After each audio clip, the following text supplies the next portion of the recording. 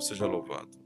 Ainda de pé, vamos abrir nossas Bíblias no livro de Filemão.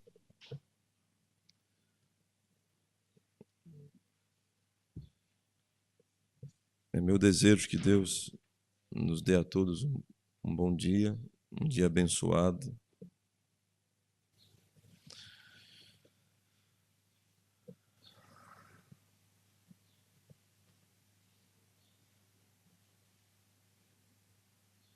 Espero que os irmãos tenham tido uma ótima semana.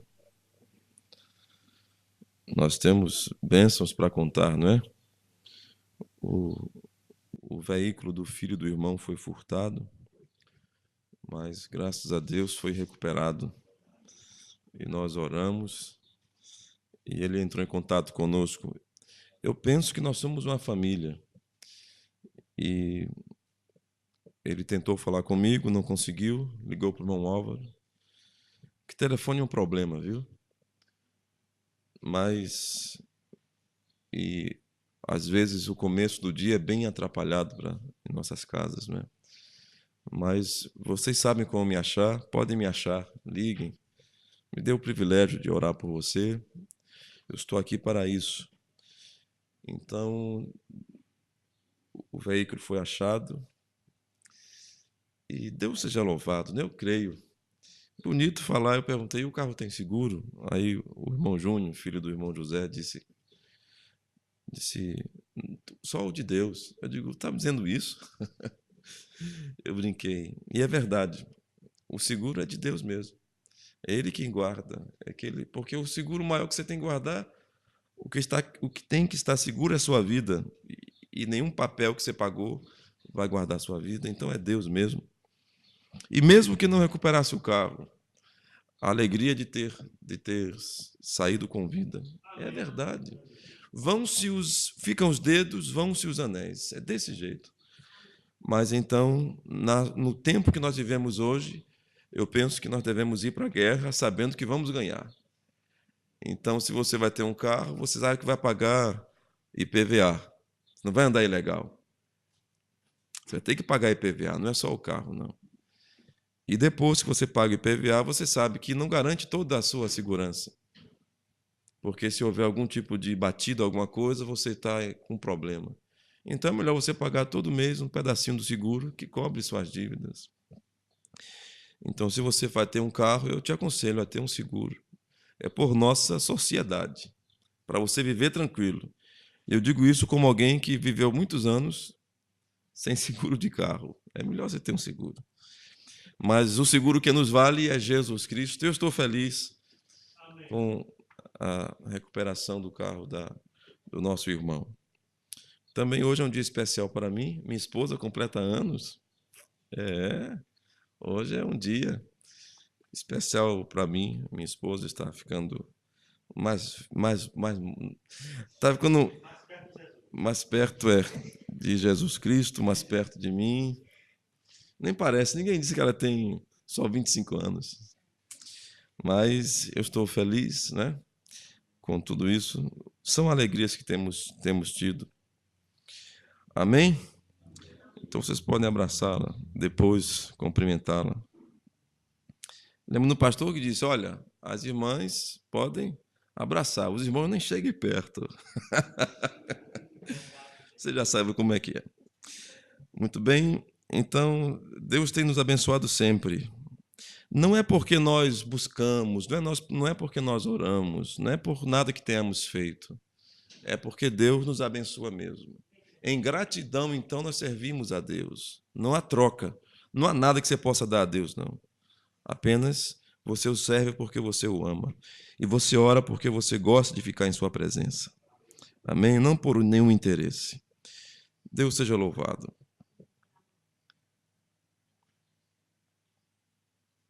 Acharam, Filemão? Diz assim sua palavra.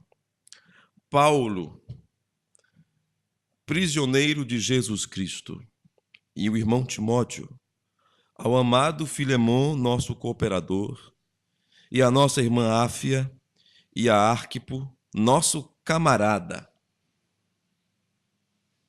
e a igreja que está em tua casa.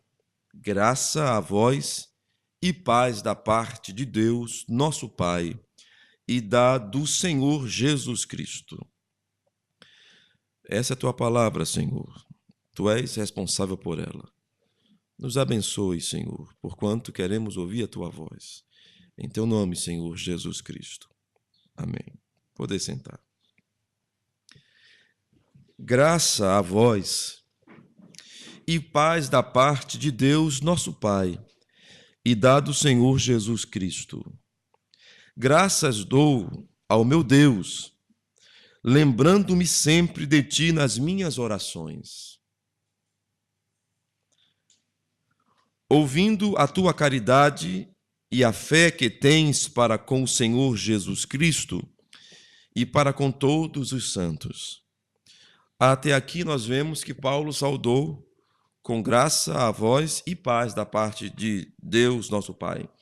Ele não saudou a Filemon, eu te saúdo, ó amado Filemon, com a santa paz do Senhor Jesus Cristo, ou com a paz de Deus. É apenas uma saudação.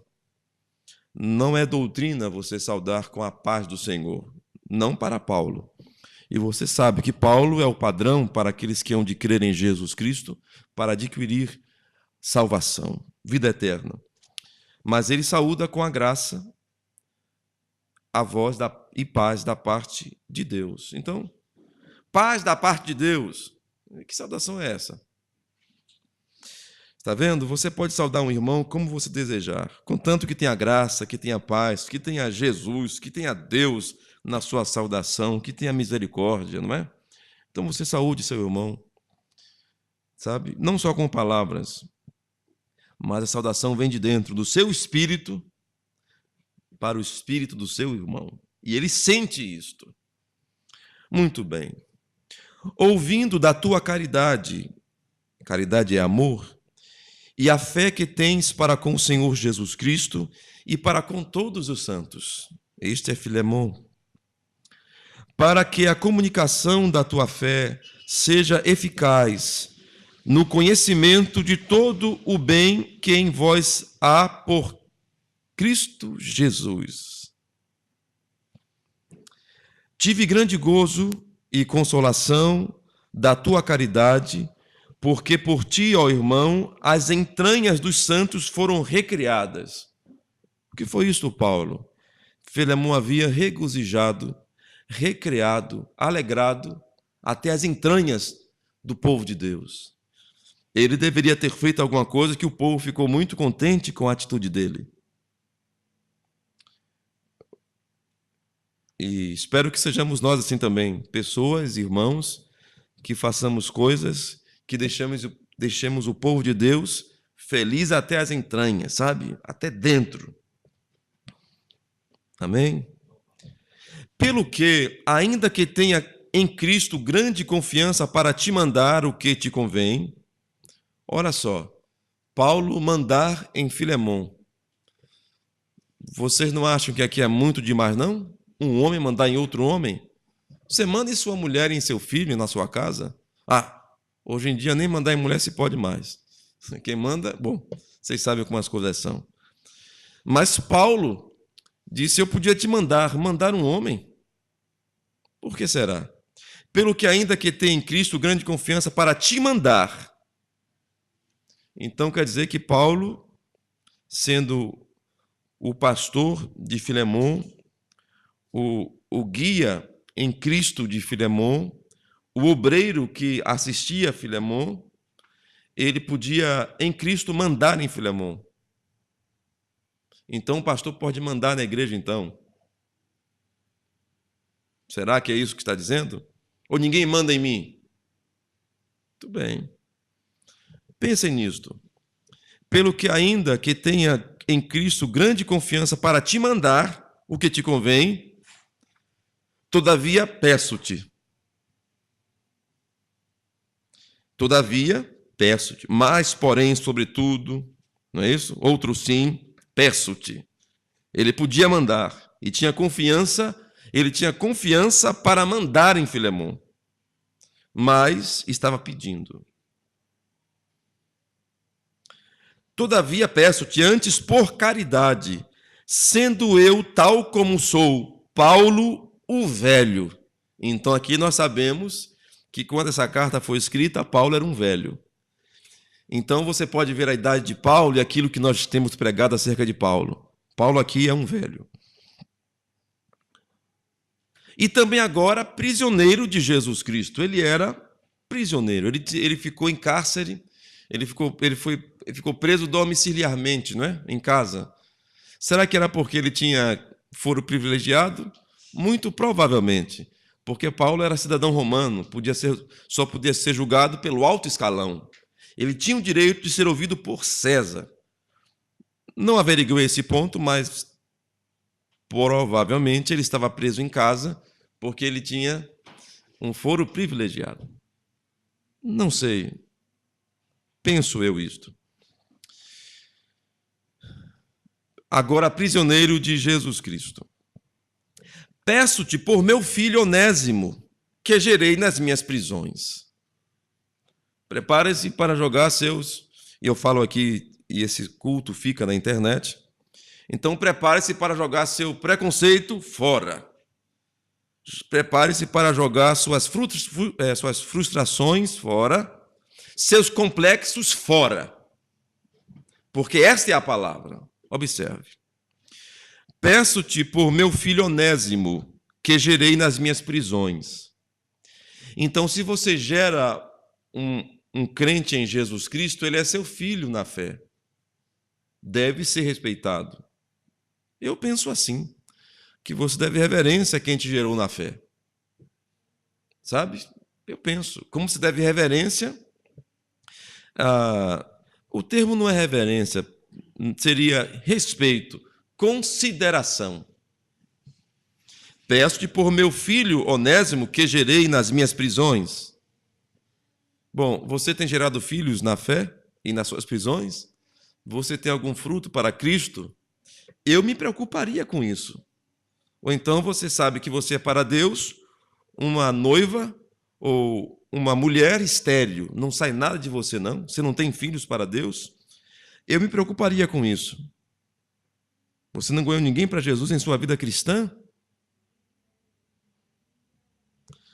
Muito bem.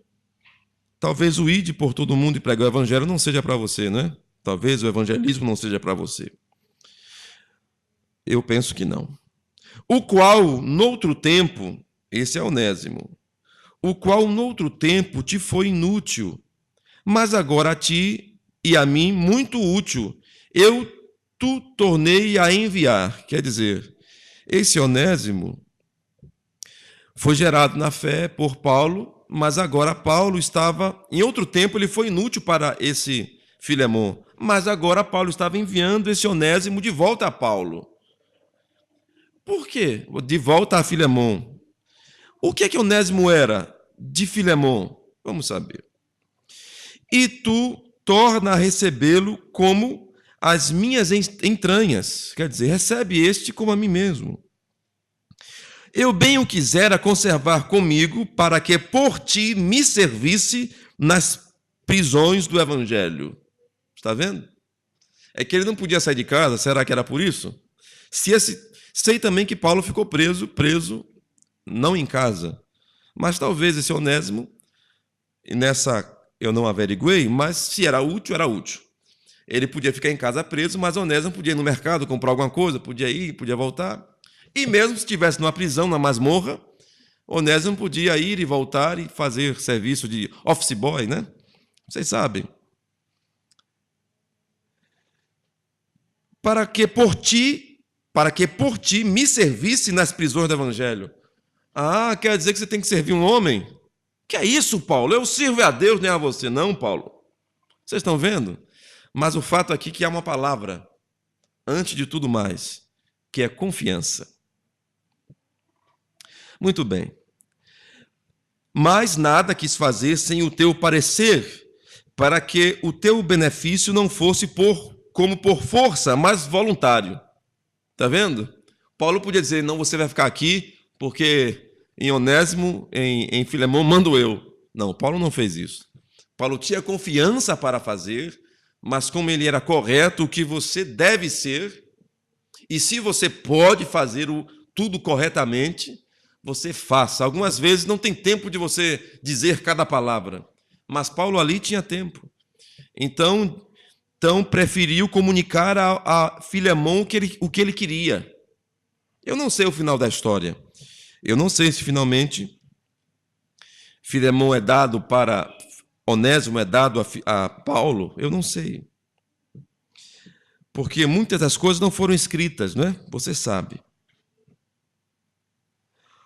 Porque bem pode ser que ele se tenha separado de ti por algum tempo, para que o retivesses para sempre, não já como servo. Servo. Bom, agora eu sei o que é que Onésimo era. Ele era servo. Sabe o que é servo? Escravo. Ele era escravo. Que injustiça da história. Uma nação escravizando outra nação. Oh, que coisa errada, péssima. E é péssima mesmo.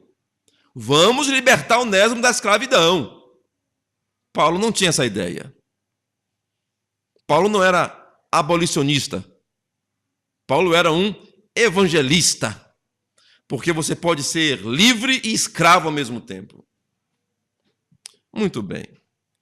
Já não como servo, mas antes, mais do que servo, como um irmão amado, particularmente de mim.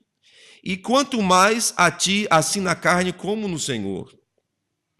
Então Paulo estava enviando ele não mais como escravo de Filemon, mas agora como um irmão, mas ainda como um servo. Porque estava sendo enviado a ele, porque ele agora era liberto em Jesus, não devia amar nada a ninguém, não é? Devia sim, devia a seu amo, ao seu dono, Filemon. E a quem você deve? Eu só devo a Deus, é? Alguém diz, eu só peço perdão a Deus, é? Alguém comete adultério e diz, eu pequei, Senhor, e pede perdão a Deus. Você nunca casou com Deus? Você casou com sua mulher ou com seu marido? Você cometeu adultério, foi contra seu marido ou sua mulher, confesse a ele. Você mentiu, foi contra seu irmão, não foi contra Deus, não foi? Você disse que seu irmão fez o que ele não fez. Confesse seu pecado a seu irmão. Não, já confessei, está tudo confessado. Está? Você não proferiu. É como se você tirasse um mato e deixasse metade da batata, da raiz do mato no lugar. Se você não cuidar, cresce de novo. Então, ele era escravo, ele tinha que ser enviado, ele tinha que acertar com Filemon. Vocês entendem? Você tem que acertar com Filemon. Será que você tem algum Filemon? Jesus te salvou, te perdoou. Bom, mas você é escravo, e agora? Como é que você vai ver nesse mundo aqui? Lá você não é, mas aqui você é. Como é que você faz? Uma revolução. Não, você é escravo, aceite sua condição. Então Paulo não era abolicionista. Não, não era. Ele não veio mudar as coisas. Agora, o que Paulo pregou transformou aquele escravo no irmão do senhor dele. Eu penso que isso é melhor do que a abolição. Te dá mais. Porque o dono da senzala ia considerar você como irmão dele. É mais do que a abolição. É mais do que a carta de alforria. Eu penso assim. Muito bem.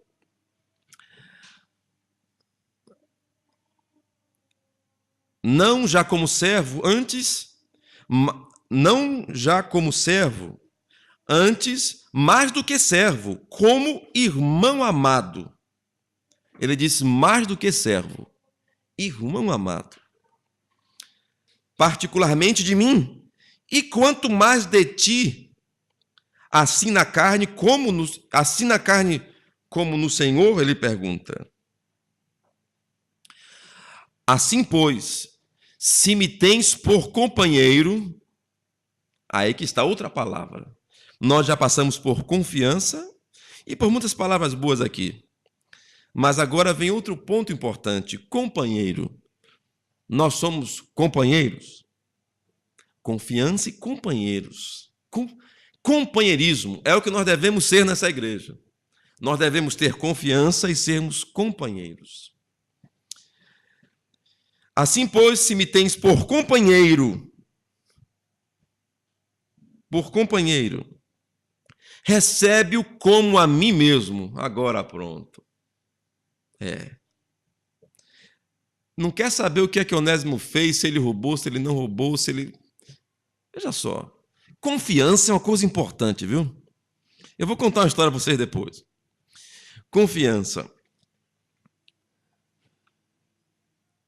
E se te fez algum dano, ou te deve alguma coisa, põe isso na minha conta, ou a minha conta. Eu, Paulo, de minha própria mão o escrevi, e eu o pagarei, para ti não dizer que ainda mesmo a ti próprio, a mim te deves. E agora? Confiança? O que é que Paulo fez por esse Filemon para dizer isto? Olha, você deve você mesmo a mim. Que coisa! Eu penso que quando nós estabelecemos uma vida nessas bases, nós vamos muito longe. Quando você estabelece um padrão de confiança, quando você tem um verdadeiro companheirismo, e você já sabe um ditado popular: amizade é melhor do que dinheiro. É assim, irmão José? É assim? Amizade é melhor do que dinheiro? Mas tem gente que por dinheiro perde a amizade. Isso é tolice. Tolice. Então Paulo disse que Filemon devia a ele mesmo. Paulo lançou na cara de Filemon. Lançou na cara de Filemon? Não. Mas Paulo apresentou os fatos. Porque se Filemon... E eu penso que a Bíblia foi escrita para nosso ensino. Eu não penso que isso era para que isso ocorreu aqui por outra razão, a não ser para colocar as coisas bem em ordem. Então eu posso lembrar, olha, você te deve a mim. E colocando o assunto bem colocado, como se apresentasse o assunto a um juiz. Está me entendendo? Para que qualquer pessoa que lesse de fora a situação, que visse, diria, foi tudo certinho. Cada palavra foi dita. E algumas vezes, por não se dizer cada palavra, nós temos problemas. E talvez também aqui, Filemon não tivesse complexo. E se ele tivesse, ele ficou ruim, né? Paulo falou disso, rapaz. O que ele quer dizer que eu devo a ele? É porque ele entrou numa situação e me ajudou. Se ele fosse complexado, dizer, Paulo lançou na minha cara o que fez. Eu não penso que é isto. Eu penso que quando você tem uma pessoa grata a você, você pode falar com ela. Ela recebe isso de maneira reverente, porque há confiança. Quando se perde a confiança, se perde o companheirismo, por conseguinte, não é? Por consequência. Por isso, zelemos da confiança, para não perdermos o companheirismo. Então, Paulo disse que pagaria. Eu pagarei, para te não dizer que ainda a ti próprio, a mim te deves. Sim, irmão, eu me regozijarei de ti no Senhor. Recreia as minhas entranhas, ou o meu íntimo, né, no Senhor. Escrevi-te confiando na tua obediência. Agora pronto, obediência. Eu só obedeço a Deus. Não. Leia a sua Bíblia. Você deve obedecer também o homem de Deus. É a Escritura. Escrevi-te confiando na tua obediência, sabendo que ainda farás mais do que te digo. Confiança, não é? Sabendo. Então, se essa carta fosse para você, você não ficaria ofendido, não. Porque era Paulo dizendo. E se Paulo dissesse para você que confia que você vai fazer o correto, você se sentiria como? Foi o apóstolo Paulo que disse, rapaz, eu sou agora uma pessoa especial, porque Paulo disse, sabia que eu ia fazer o que ele disse. Você vai até montar uma igreja e vai dizer, olha, Paulo sabia, então aí você cria uma igreja. Eu estou brincando. Porque as pessoas pegam isso para fazer tantas coisas, né? Uma confiança. Mas não é o que está relatado. O fato é que Paulo tinha confiança em Filemão. Isso é muito importante. E é assim que um companheirismo cristão é estabelecido, quando temos confiança. Se não há confiança, nós não temos companheirismo. E quando há confiança, há obediência. E nós somos ovelhas, nós temos um pastor. O pastor do rebanho é Jesus Cristo. Todavia, ele colocou homens para administrar. Eu não creio em desrespeito a autoridade nenhuma. Se você desrespeita alguma autoridade, você está errado. Qualquer autoridade, respeite ela. Se você não respeita o que você está vendo, vai respeitar o que você não vê, que é Deus. Então, respeite a autoridade. Sim, senhor, sim, senhora. E Paulo, como apóstolo de Jesus Cristo, era uma autoridade. Ele podia mandar, mas observe como ele mandou. E é um privilégio para alguém quando discerne que Deus tem uma autoridade na terra, ou para ele que pode obedecer.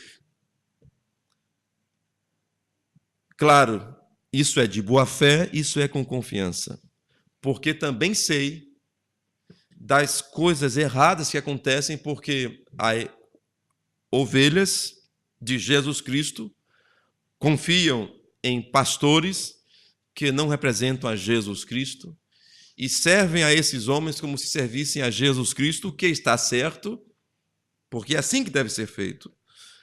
Mas esses pastores fazem o mal. E é tão vergonhoso, porque eu penso que isso é uma das maiores baixezas do mundo, é você quebrar a confiança. É alguém confiar em você e você ser um traidor. Isso é uma coisa das piores coisas, um dos maiores sentimentos que podem vir no coração de um homem, uma das maiores dores que também um homem pode sentir. De você confiar em alguém e ser decepcionado. É como você abrir os braços para abraçar alguém e receber uma punhalada. É desse jeito. E se você já passou por essa situação, você sabe o que eu estou dizendo. É muito ruim. Então, isso acontece muito, porque homens se colocam como pastores de Deus e tomam a confiança do povo e das pessoas e fazem o mal. Eu só posso lamentar. Mas, com essa atitude desses, acontece que os verdadeiros pastores não são obedecidos. Quer dizer, não tem. É como homem e mulher. Vocês já ouviram dizer que homem não presta? Eu cresci ouvindo isso, que homem não presta. Homem é tudo igual. E é tudo igual? Homem é tudo igual? É assim? Todo homem é sem vergonha.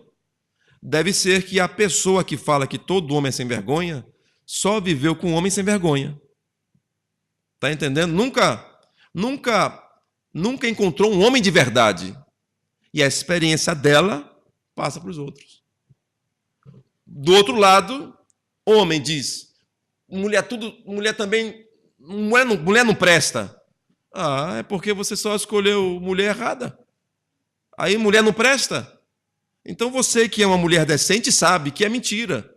Quando o homem diz que mulher não presta, é mentira. Quando a mulher diz que homem não presta, é mentira. São indivíduos que fizeram coisas erradas. Foram indivíduos que perderam a confiança. Por isso falam dessas coisas. Falam assim, porque não têm confiança. Mas quando se tem confiança, a história é outra. Homem presta, se tem Jesus. Mulher presta, se tem Jesus. Está entendendo? Não julgue todos por um, não é justo isso. Mas o fato é que porque há tantos homens que se colocam na porta do céu e não entram e nem deixam quem quer entrar, a confiança nos verdadeiros pastores caiu. Porque os pastores errados mandam, e quando os verdadeiros mandam, colocam ele no mesmo balaio dos pastores errados. Mas Jesus disse: as minhas ovelhas conhecem a minha voz, a um estranho não seguirão. Disse mais: eu as conheço e delas sou conhecido. Foi o que disse Jesus. Eu creio, e eu não estou dizendo isso de mim mesmo, porque, todavia, sou passageiro. Estou aqui hoje, posso não estar aqui amanhã. E você também está aqui hoje, pode não estar aqui amanhã, pode estar em outro estado ou em outro país. Eu quero te dizer, quando você encontrar um homem de Deus, obedeça a ele. Note se ele fala por Deus. Se ele é de Deus, então obedeça o que ele diz. E ele vai ser como Paulo. Não vai ser um déspota, um mandão. Eu faço o que eu quero. Eu sou o tal. Ele não se colocará assim. Se você conhecer um pastor assim, você é um privilegiado. É como uma mulher conhecer um homem. Privilégio de uma mulher é ter um homem para mandar nela. E privilégio de um homem é ter uma mulher para cuidar dela. É isto. Agora, o padrão da Bíblia não serve mais para muitas pessoas. Mas serve para você? Para mim serve. De maneira que todos nós não somos autônomos. Nós não somos sozinhos. Nós não somos separados. Nós somos uma igreja. Nós somos a igreja do Deus vivo. Cada um de nós tem uma função. É como os nossos membros em nosso corpo. Nem todos têm a mesma atuação, mas são todos o corpo. E fazem tudo em prol do benefício do mesmo corpo. Então, não é questão de mandar, de ser mandado. É de fazer, de cumprir a sua missão. Escrevi-te confiando na tua obediência, sabendo que ainda farás mais do que te digo. E juntamente prepara-me também pousada, porque espero que pelas vossas orações vos hei de ser concedido. Olha só, Paulo sabia que era um privilégio e que as pessoas o tomavam assim. Paulo chegou a dizer que alguém arrancaria seu próprio olho para dar a ele, porque ele tinha doença nos olhos. E tratavam a Paulo como se tratassem a Jesus Cristo. Foi o que Paulo expressou. E deve ser dessa maneira. Não só a Paulo, porque Paulo também ensina que você deve, salvo engano foi Paulo, que você deve tratar o seu patrão, servir a ele como se servisse a Deus. Foi Paulo quem falou isso? Vocês lembram? Quem lembra? Acho que foi Paulo mesmo. Paulo não foi, irmão? Você deve tratar o seu patrão, servir a ele como se servisse a Deus. Como assim? Sendo fiel e obediente. De maneira que seu patrão tenha confiança em você. Se o salário é pouco, então você saia pela porta. Não negue o trabalho, o serviço ao seu patrão. Faça o que ele disse. E se ele é um mau patrão, ore para ele virar um bom patrão. E assim por diante. Ou então procure outro emprego. Mas se você está naquela empresa, sirva a seu patrão como se servisse a Deus. É isto. Agora, então não é só a Paulo sobre tirar o olho e dar a ele, porque como se a Cristo, né? Se deve se colocar respeitosamente com todos os homens. Muito bem. Porque você não sabe quando é que Deus vai se disfarçar de um ser humano e vir até você. Quando é que ele vem como pequeno, como Jesus disse, quando você fez isso a esse pequeno, você fez a mim. Quando você respeitou aquele patrão, você respeitou a mim. Está me entendendo? Porque é mandamento. Se você não respeita seu patrão, você desrespeita a palavra. Se você responde a uma autoridade sua constituída, você desrespeita a palavra. Se a mulher responde ao seu marido, desrespeita a palavra, desrespeita a Deus. E assim por diante. Se um homem não ama a sua esposa e não zela dela, ele não obedece a Deus também. E assim por diante. Pediu que preparasse para ele a pousada, porque se Deus permitisse, né? Porque espero que pelas vossas orações vos hei de ser dado. Saúdam-te, Epáfras, meu companheiro de prisão por Cristo Jesus, Marcos, Aristarco, Demas, Lucas, meus cooperadores. A graça de nosso Senhor Jesus Cristo seja com o vosso espírito. Amém. De novo, não disse a paz do Senhor, né? Só para fazer uma referência.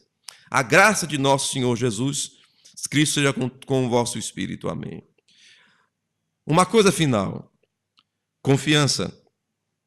Observe que Demas estava com ele saudando. Demas o abandonou amando o presente século. Vocês lembram? Olha aqui ele citado aqui. Demas, quer dizer, uma vez estava com Paulo tendo confiança, mas outra vez Paulo diz que o Demas o deixou amando o presente século.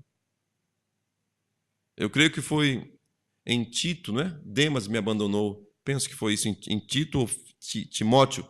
Também Paulo fala sobre esse Demas. Então, confiança é uma coisa que é adquirida passo a passo. Pelo dicionário, observem isto aqui. Confiança, crença na probabilidade moral, na sinceridade, lealdade, competência, discrição e etc. A segunda tradução diz assim, o significado diz, crença que algo não falhará, de que é bem feito ou forte o suficiente para suprir sua função. Está vendo? Confiança. Confiança.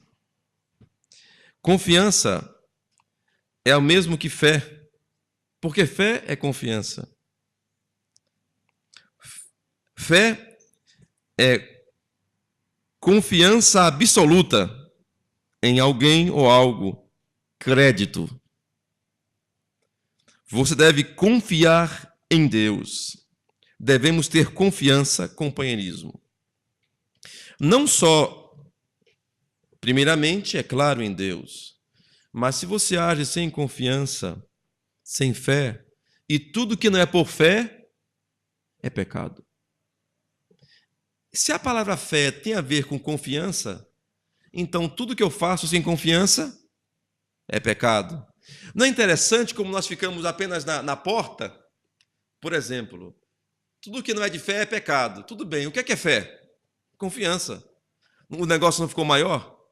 Se você faz alguma coisa comigo sem confiar em mim, você comete pecado. Você não teve fé. E se você não confiou e você fez, você não foi verdadeiro. Então você foi hipócrita. Você foi,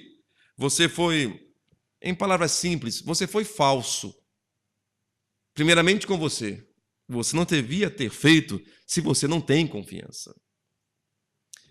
O que vocês acham disto? A confiança deve ser a primeira coisa que nós temos. A fé é confiança. Deve ser a primeira coisa que nós temos para com Deus.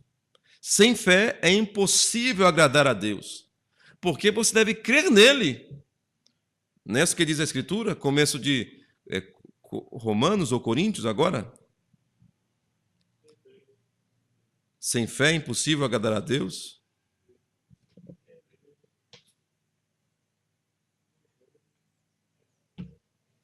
Hebreus 11. Vamos abrir nossas Bíblias.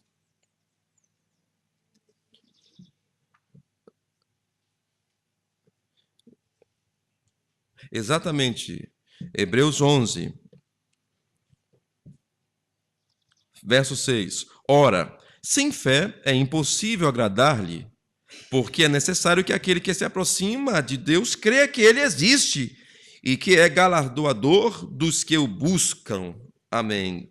Hebreus 11, 6. Pois bem, irmãos, eu quero seguir aqui um pouco. Eu fiz questão de ler o texto porque achei que ia ser de benefício. Como foi, não é? Nós devemos ter confiança. A razão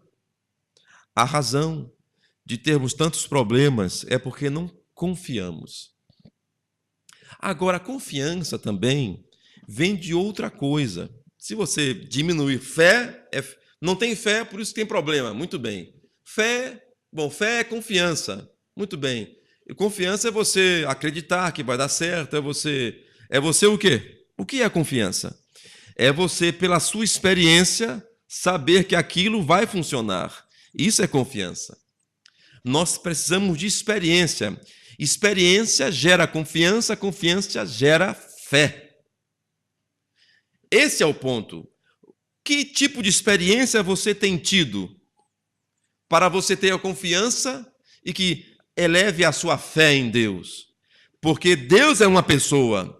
Da mesma maneira que você confia em mim e você aprende a confiar em mim, você aprende a confiar em Deus.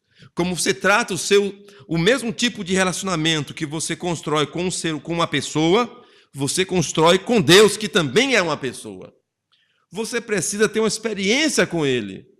Porque muitos consideram que Deus não existe ou que Deus não atua. É porque não tem nenhuma experiência com Deus. Eles não têm experiência de orar e Deus atender. Porque eles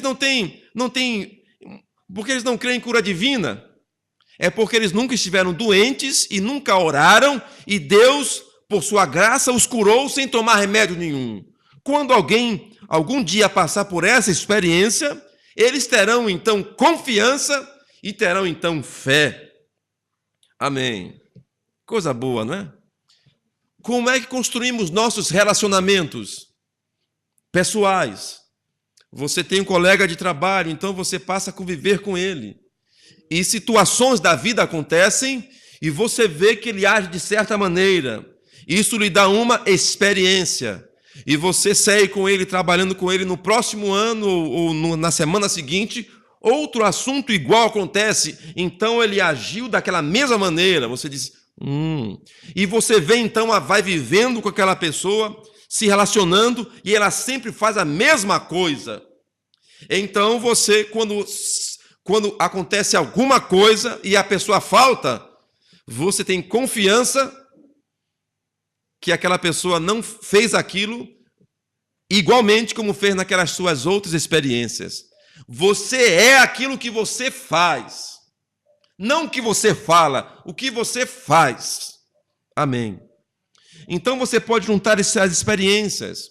Nós, como pais de famílias, nós temos experiência com nossos filhos.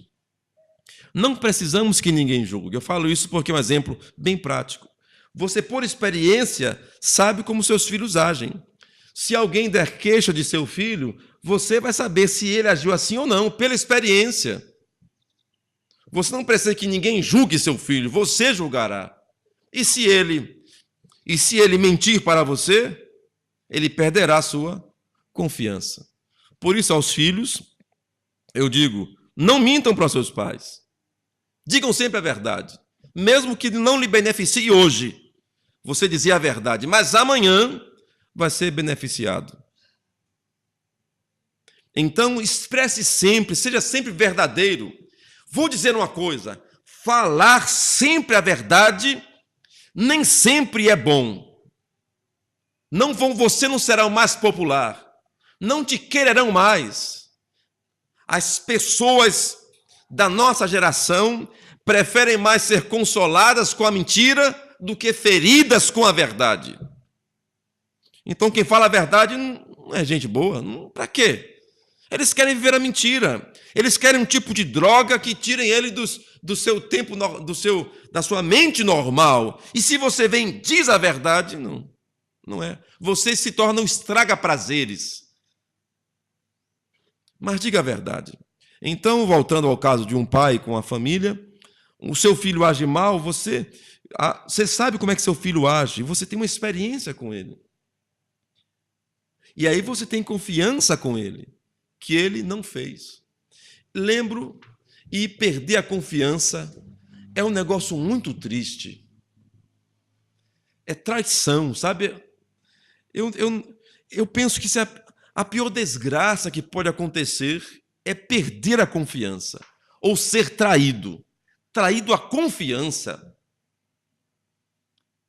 Já contei a história que simboliza bem isto. Um homem chegou em casa e, salvo engano, não é apenas uma história, é um fato. Não é apenas Isso aconteceu desta maneira.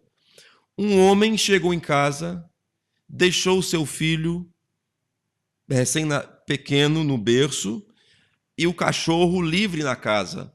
Era um pastor alemão. Quando ele chegou em casa, o cachorro veio. E cachorro é um bicho fiel, não é verdade? Cachorro, gato não, mas cachorro é fiel. Ele veio se abanando o rabo, feliz para faz naquela sala. Parece bem mais um besta, né? Gato não, gato tem nobreza. O cachorro não. Pois é, nós devíamos ser que nem os cachorros, sabe? Assim, em amor, em gratidão. Não como gato, cheio de... Já chega gritando em casa, né? Você vê exigindo. Gato é um bicho... O cachorro veio, feliz, saudando o dono, e o dono notou melado de sangue. Na ira, ele disse, pronto, o cachorro matou meu filho, atirou no cachorro. Imagine, quando o cachorro recebeu a bala, o que pensou do dono? O que é que eu fiz? Imagine, morrer na traição. Se coloque agora no caso desse cachorro. Vou contar a história. Esse homem, será que tinha alguma experiência negativa com aquele cão, com aquele cachorro? Ele chegou, ele estava preocupado, talvez com a mente dele, talvez com a história que ele leu no jornal, não sei. Pense um pouco no quadro. Isso expressa bem o que eu estou tentando dizer. O homem, então, dá um tiro no animal. O animal veio saudá-lo feliz, como você sabe que os cães saúdam seus donos. Quando ele chegou em casa, entrou em casa, o ladrão estava morto no chão. Pense aí. Pense a situação. O cachorro estava... O sangue no cachorro era do ladrão e da luta que ele teve contra aquele homem, defendendo a casa. E o dono, porque o viu cheio de sangue, matou ele. Você já passou por um sentimento assim? Que sentimento triste, de traição, de ingratidão, de desconfiança. Vale a pena andar com alguém que não confia em você? Vale a pena? Não vale. Por isso, escolha bem suas amizades. Seja bom para todos, sabe? E uma amizade verdadeira venha do Senhor. Vem de Deus o amigo. Vem de Deus o amor, não é? Você sabe. Confiança. É isso que nós devemos ter. E Paulo tinha em sua igreja. Tinha em Filemon. Eu estou usando isso para nós aqui. Nós devemos ter confiança. Nós somos uma igreja, somos um corpo. Não somos o corpo completo. Mas para que o corpo de Cristo funcione bem, esse pequeno órgão aqui de Jesus Cristo deve funcionar bem. Lembro, agora sim, isso aqui é um ditado, que um homem estava recebendo pedradas e alguém observava as pedras que batiam, alguém observava, e pedras grandes batiam nele, e uma vez bateu uma pedra pequenininha e ele gritou. O observador disse, não entendi. Pedras maiores bateram em você e você não gritou? E por que essa pequena você gritou? Disse, porque essa foi de um amigo. Amigo? Demas, está vendo? Como eu disse, estava com Paulo saudando, mas deixou Paulo amando o presente século. Confiança. Paulo depositou confiança, é certo. Ou então na experiência. Teve experiências com Demas. Jesus Cristo, em seu ministério, chamou 12, não foi? E os tratou igualmente. Uns mais igualmente do que os outros, né? Uns, quero dizer, não mais igualmente, mas uns, Jesus bateu mais. Pedro, por exemplo. Pedro tomou cada pancada, não foi? Pedro foi chamado de diabo por Jesus Cristo. Para trás de mim, Satanás. Dizendo a Pedro, quando Jesus disse que um deles ia trair, vocês acham que quem iria trair Jesus? Quem foi chamado de diabo? Pedro ou Judas? Pedro. Pedro era o errado da história, que andava com a peixeira na cintura. Mas não era Pedro. Pedro era verdadeiro. Sabe? Dizia logo, E parece que as pessoas que são verdadeiras, que falam logo, são as piores. Não são as piores. As piores são aquelas pessoas que guardam e que maquinam, sabe? Isso que é pior. Por isso, não deixe nada em seu coração, sabe? Não deixe nada. Vá resolvendo logo as coisas. E Jesus suportou Judas. Quando Judas veio no Getsêmani, vocês creem que Jesus é um mentiroso ou ele é verdadeiro? Ele é verdadeiro? Ele é verdadeiro, não é? Quando Judas veio até ele, ele disse: a que viestes, amigo? Judas era amigo de Jesus. Não, Jesus era amigo de Judas. Aí também vou dizer isto, porque eu descobri também. Chega uma hora que a gente aprende, não é, irmão José? Que você pode ser amigo de alguém, mas alguém pode não ser seu amigo. Que triste. Que coisa triste. Mas se Jesus foi amigo de Judas, eu não vou reclamar. Você é amigo de todo mundo. Por quê? É você dar uma confiança, é você dar uma oportunidade, é você tratar bem, é você ser cordial. Está me entendendo? Isso é ser amigo. E Judas podia esperar isso de Jesus. A amizade de Judas para com o relacionamento Judas-Jesus era positivo de Jesus para Judas. Confiança, respeito, carinho, compreensão, tarará. Agora, de Judas para Jesus, não. Ele era o verdadeiro, Judas o falso. Por isso, evite o Judas. Tão pouco. Jesus não evitou. Se Jesus teve que conviver com Judas, almoçar com Judas, jantar com Judas, pousar com Judas, você quer jogar seu Judas fora? Não faça isso, não. Fique com o Judinha lá. Gente boa. Fique com ele. Para que você vai jogar ele fora? Não joga ele fora, não. Ele tem uma função. Ele tem que fazer você ir para a cruz. E quando você vai para a cruz, você vai para a ressurreição também. Pense nisto. São projetos divinos. Eu não sei como gerenciar isto, meus irmãos. Eu não sei como dizer cada detalhe. Mas sabe, o que é que vocês acham acerca de José? José podia ter confiança, respeito, carinho, amor dos irmãos dele? Não podia. Mas observe que esse é o parecer divino. Vocês sabem a história de José, o quanto ele sofreu com os irmãos, o quanto ele foi traído, o quanto José era para se mudar daquela família dele, nunca deserdar e tudo mais, não era não? Era. Mas José fez isso? E eu pergunto, e você já sofreu tanto como José com alguém? Talvez, né? Mas será que você... Não é comum alguém sofrer como José. Sendo José justo em tudo.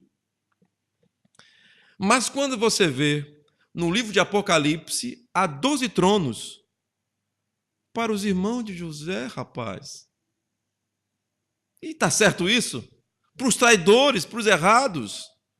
Mas porque era a vontade de Deus que as coisas acontecessem daquela maneira. Então eu não posso entrar em julgamento. Mas eu posso ensinar isto, porque estou falando acerca de confiança. Quer ver outra coisa? Confiança. Davi e Saul. Vamos falar sobre essa amizade. Tinha uma amizade ali? Tinha. Davi amava Saul? Amava. Davi beneficiava, Saul beneficiava.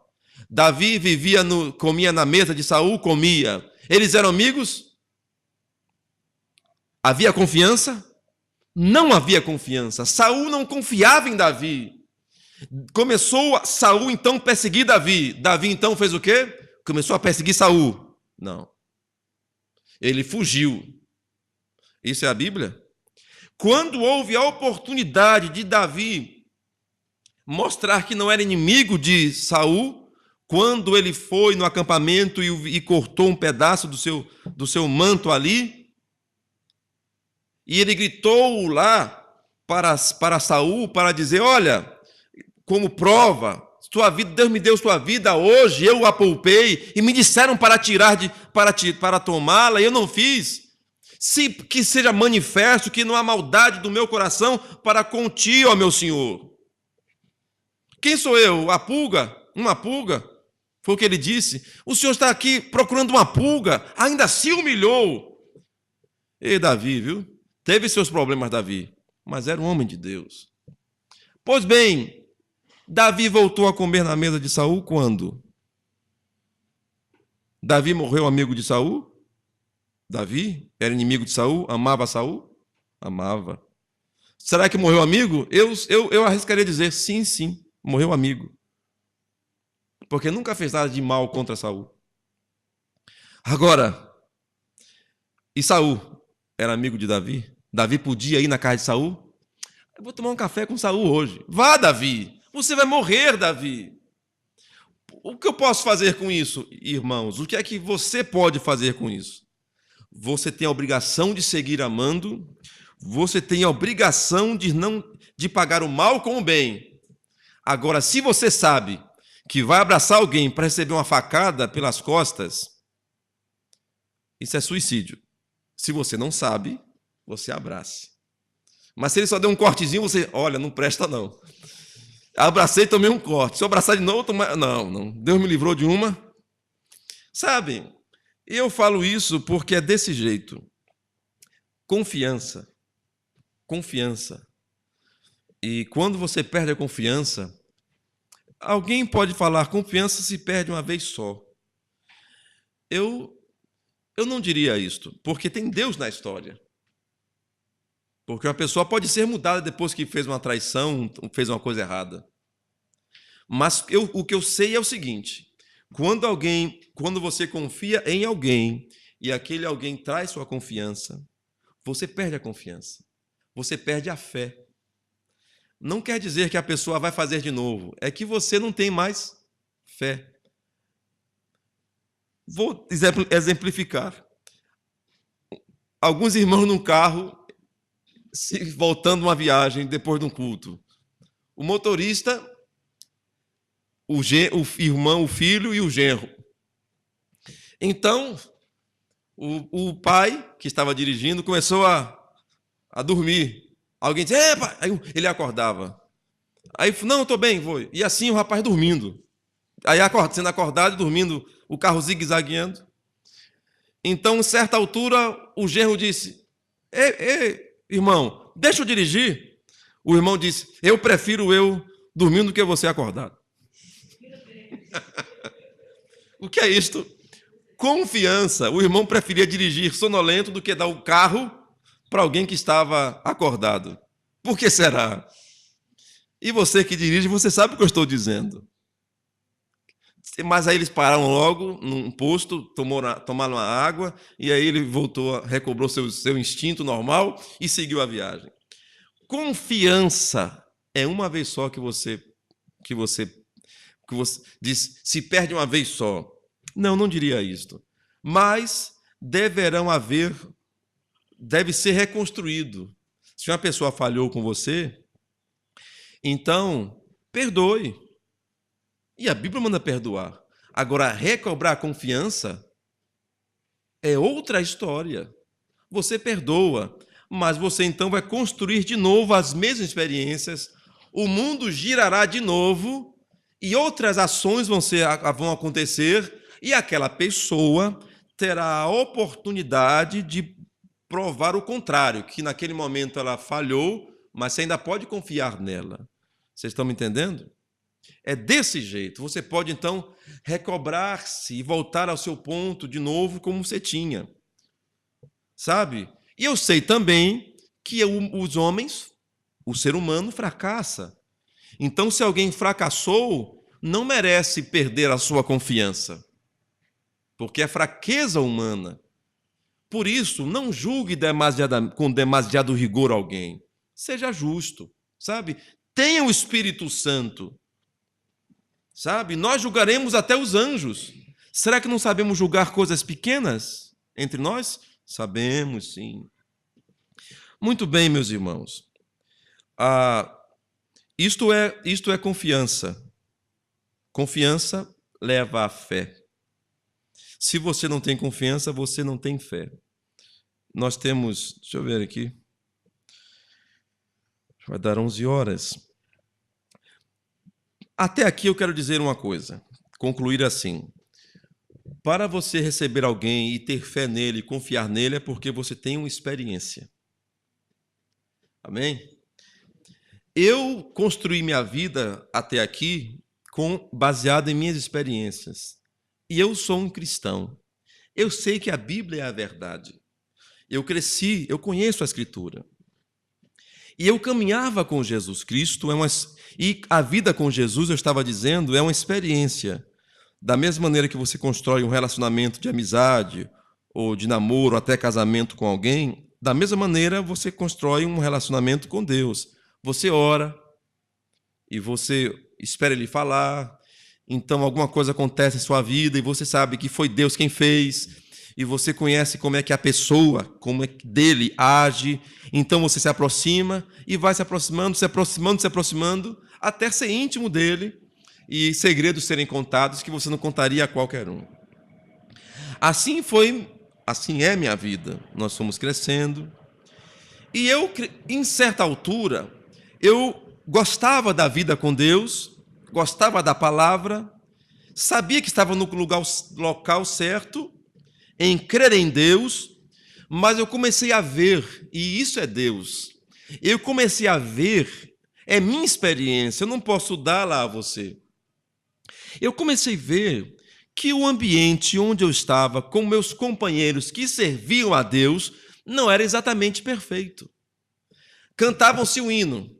Meu prazer é viver na casa de Deus, onde flui o amor. Hino bonito, né? Nós cantamos aqui outro dia.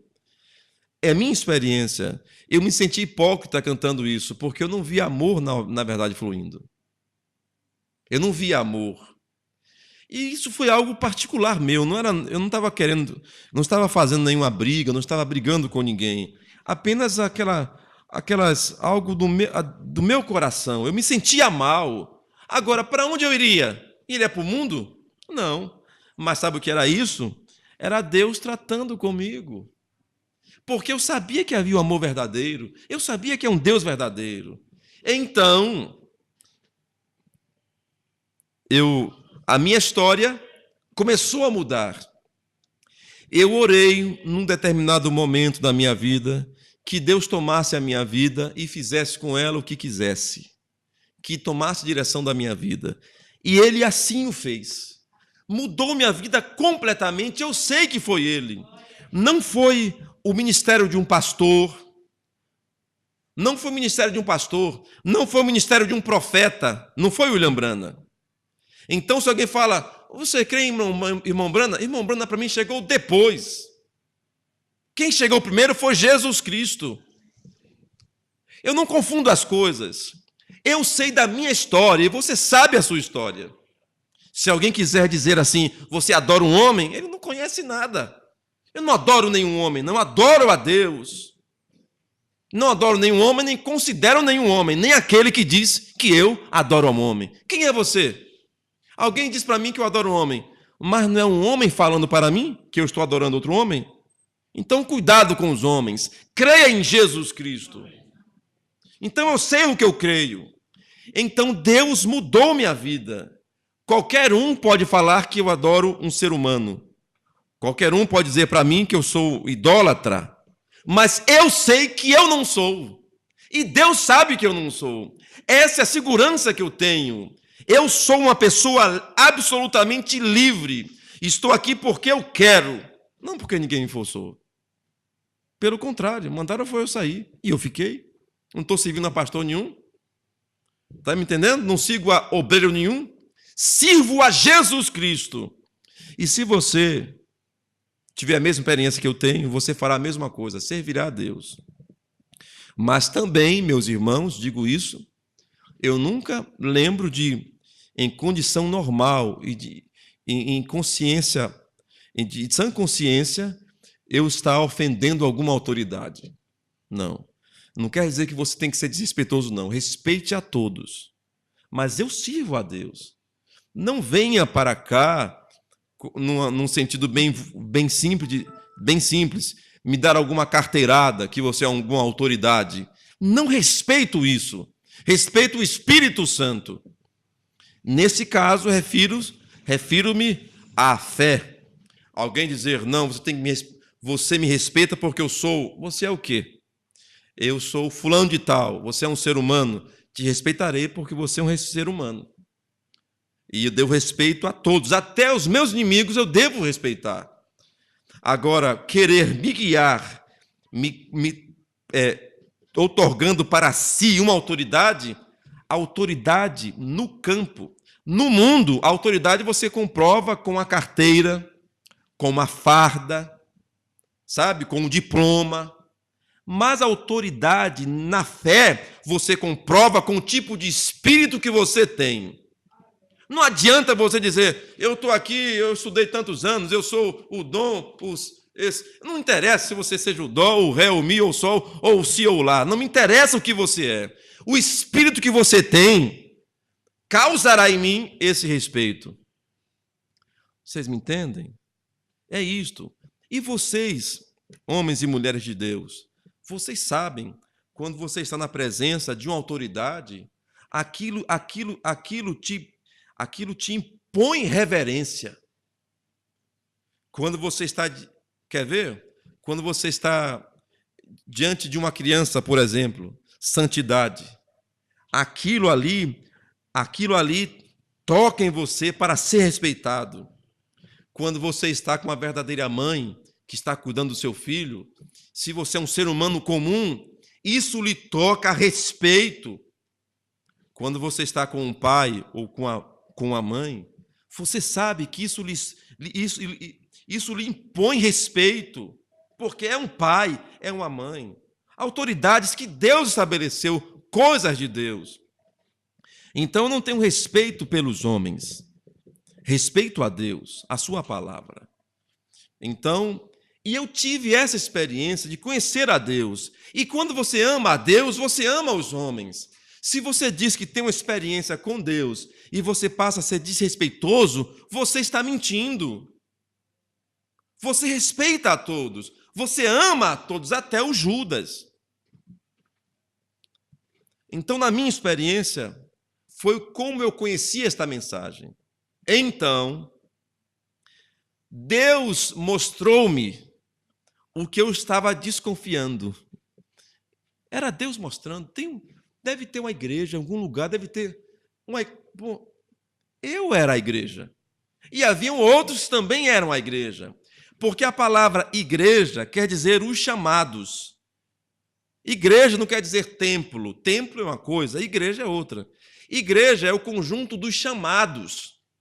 Então, eu não sabia, ninguém nunca me disse isso assim. Igreja não é um templo, eu não sabia. É a minha experiência, talvez você já saiba disso há muito tempo. Eu não sabia. A igreja está reunida aqui. Mas quando a igreja vai, a igreja estará almoçando em suas casas. Lembra a igreja que está em tua casa? E pergunto eu, a igreja está em sua casa? Ou de outra forma, essa igreja, o trabalho dessa igreja continua na sua casa? Ou é o contrário? Ou você vem aqui para ser crente aqui e na sua casa é o recreio? Será que o culto termina quando se diz amém? Sabe, o culto seria como você assinar o papel de casamento, a certidão. A sua vida seria você viver com sua mulher, com sua família. Aqui é só o papel. Você assina aqui, mas lá você vive. E se você vive lá, você vem aqui porque é seu direito estar aqui. Muito bem. Então, como eu estava sendo sincero, como eu estava buscando a Deus, como eu estava tendo confiança, como eu estava tendo experiências com Deus, o que pode acontecer? Você vai se encontrar com Deus. Foi o que me aconteceu. E eu descobri uma verdade, e nesta verdade existem muitas outras verdades. Eu descobri que Deus enviou um profeta para a nossa geração. Seu nome é William Marion Branham. E quando eu vi isto, eu vi que há também outros homens que Deus enviou nas eras para trás. E Paulo foi o primeiro. Paulo, Irineu, Martim, Columba, Lutero e Wesley foram os principais, os mensageiros das 7 eras da igreja. Desses 2000 anos de história, desde a igreja primitiva até nós, 7 mensageiros principais. Mas houveram outros homens. São Patrício, por exemplo, Policarpo, por exemplo, John Wycliffe, por exemplo, Whitefield, companheiro de John Wesley, houve Charles Finney e tantos outros. Então eu percebi que aquilo que me havia sido negado me foi exposto por Jesus Cristo. Então eu sei no que eu estou e sei onde estou firmado. Não seguimos o homem, eu confio em Deus. Mas para isso, eu tive uma experiência agora com este que sei que é um profeta, uma experiência com William Marion Branham. Qual foi a experiência? Eu passei a ouvir seus sermões, e a ler. E eu encontrei que aquilo que eu pregava e que eu cria, ele pregava. De maneira que eu preguei contra o Natal, uma certa ocasião, sem nunca ter lido ele falar contra o Natal.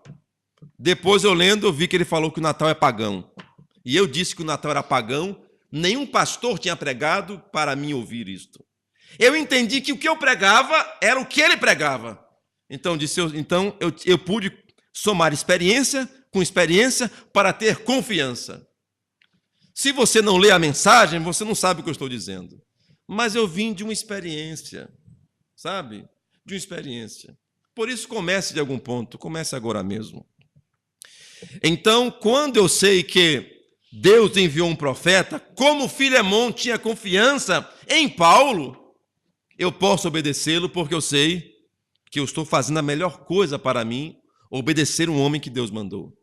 E, na verdade, o profeta de Deus, o irmão Branham, William Marion Branham, não nos mandou fazer nada diferente do que está na Escritura.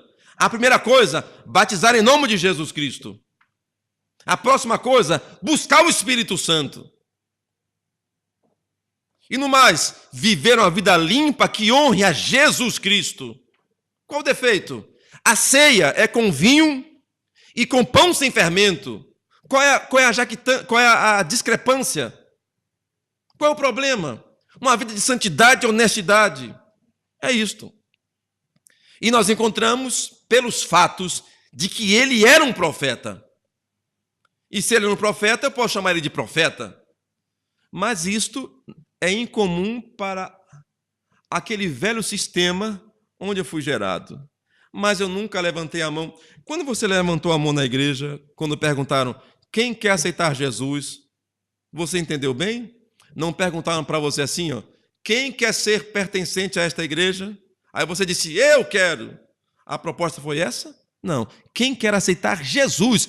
E eu aceitei Jesus Cristo, não um sistema humano. Mas só que me deram um papel para assinar. E quando assinei o papel, tinha escrito, você aceita Jesus, mas vai servir a gente. E assim foi. Fui enganado. Assinei enganado. E agora? O que eu faço? Eu penso que há uma lei maior. E eu penso que nós temos um dono, uma autoridade para ser recorrida. Há um rei que pode julgar nossa causa acima de toda a justiça. Nós temos um trono, nós temos um juiz acima de tudo, a mais alta instância, Jesus Cristo, o Senhor de toda a terra, juiz. Então, e é nele, e é com ele que eu me sinto bem. Amém? Então, tenhamos essa confiança e vivamos corretamente, sabe? Deixando de lado todo embaraço e o pecado, sabe? Seja verdadeiro. Nunca seja injusto com nada, sabe? Até perca, mas não seja injusto, não brigue, sabe? Não seja mau, não seja contencioso, seja pacífico. É o que você deve ser. E se você deve brigar, e se você for brigar, seja justo, sabe? Até para brigar é bom, quando você briga com alguém e ele briga com educação. Uma luta, né, irmão José? Vai brigando, Mas não bate para machucar, para ferir, não. Bate só para se defender mesmo, para doer. Mas não é para ferir, para quebrar, sabe? Você pode se desentender, você pode ter situações, mas até o que eu vou dizer, quando alguém apanha sem merecer, ele sabe. Mas quando alguém apanha merecendo, ele sabe também. Então, seja justo, sabe? Seja justo com o que você faz. Eu digo isso porque na prática, algumas coisas acontecem. Está me entendendo? E às vezes, você tem que tomar uma atitude de homem. Eu vou contar a história de um pai. Um pai a moça ia para a escola, irmão Hamilton. E quando ela voltava, um barbado ficava mexendo com ela, com a moça. O que o pai faz? Eu vou orar, vou pedir a Deus que mande ajuda, mande socorro. O pai é o socorro, a mãe é o socorro. Começa aí. Ou é assim? É tudo, sabe? Nós temos dois lados, o lado espiritual e o lado natural. Nós não podemos viver, nós estamos aqui embaixo. Nós temos que trabalhar, fazer nossa parte. E o lado espiritual é Deus que faz tudo acontecer. Então, veja a sua parte. A proteção, a ajuda, é você para sua mulher e sua família, ou não é? Aí, tomara que Deus mande uma ajuda. E você é o quê? Muito bem. Pois bem, então o pai de família teve que... E era próximo de casa. E sendo incorreto, sendo indiscreto, então o pai de família disse, olha, você pode vir, faça o seu caminho normal, eu venho atrás de você. Eu venho, o pai de família, viu? Muito bem. E o pai de família veio atrás, não é que o moço se aproximou de novo e disse, você está zangada comigo, moça? Fale comigo. E segurando o cabelo. O pai de família ficou com o olho vermelho e gritou de lá de trás, você está zangada comigo? E gritou de lá, não, eu que estou zangado com você. E aí a moça caminhou mais e o pai de família se aproximou e teve que dizer para ele, olha, você fique longe dessa menina. E ele falou e o pai de família disse, fique longe dessa menina. E aí ele já estava verde, com o olho verde, ia virar o Incrível Hulk. Aí ele entendeu que o negócio estava ruim e se afastou. Está me entendendo? Às vezes você tem que brigar. E vocês acham que esse pai saiu para a carne, entrou na carne? Entrou na carne, não. Nós somos carne. Tem hora que tem que dar um grito. O que foi que esse pai fez de injusto? Xingou o homem de quê? Hã? Houve algum xingamento? Esse pai está com ódio? Vou ver, ó. Quando passar perto ali, vou meter o carro em cima dele para ele ver. E quando vê, tem raiva, né? Isso é outra história. Agora, por causa de um grito, você perde uma boiada. Então, às vezes, você tem que brigar, mas brigue sem ira. Será que pode ser isso? O que eu estou dizendo? Se você tem que entrar no assunto, entre. Mas não guarde o mal no seu coração. Não tenha. É a questão da justiça. Que se faça justiça. E aquele rapaz não merecia só um grito, não. Merecia uns 2 tapas ainda.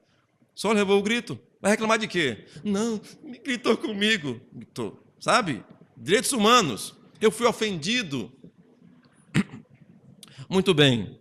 Então, com isso eu estou dizendo, haja corretamente como um homem de Deus, como uma mulher de Deus. Se tiver que falar grosso, fale grosso, sabe? Mas que quem vê a história, quando a história for contada, vai dizer, agiu com justiça. Mesmo na ira, mesmo agiu com justiça. O que foi que ele fez? O que foi que ela fez? Qual foi a atitude dela? Ah, mas ela se irritou. Bom, ou ele se irritou. Ela ou ele não é um ser humano? É pecado se irritar? É pecado ter emoção? Não, não é pecado, não. Então não deixe o diabo te incomodar, te tomar isso de você, não. Seja um homem de Deus ou uma mulher de Deus, sabe? Se você entrar no assunto, seja justo, sabe? Sem nenhum milindro, Está me entendendo? E sem ficar ofendidinho, como alguns ficam. Faça o que é correto. Se você quer Deus perto de você, seja justo. E quando você tiver que tratar alguém com dureza, lembre-se de que você é como Filemão aqui. Queria tratar, não podia tratar Onésimo com dureza, porque ele mesmo precisava também de Paulo, e Paulo também tratava ele com mansidão. E ele mesmo, quando Paulo ensina esse assunto, diz: você, senhor de um escravo, você também é escravo de Deus. Então trate o seu escravo como você, escravo de Deus, quer ser tratado por Deus. Então, quando você tiver que tratar com severidade, trate como você gostaria de ser tratado se fosse encontrado em erro. Seja justo, porque a vida vai dar volta. Então, mesmo o grito que aquele pai deu naquela pessoa por aquilo, ele pode ouvir em outra situação. Vocês estão me entendendo? Ou então o pai agora é justo, né? E aquele homem é errado. Não, todos pecaram, todos. E justiça, quando se fala justiça, só tem um que pode vir e falar sobre esse assunto. É Jesus Cristo. Não é nenhum de nós, não.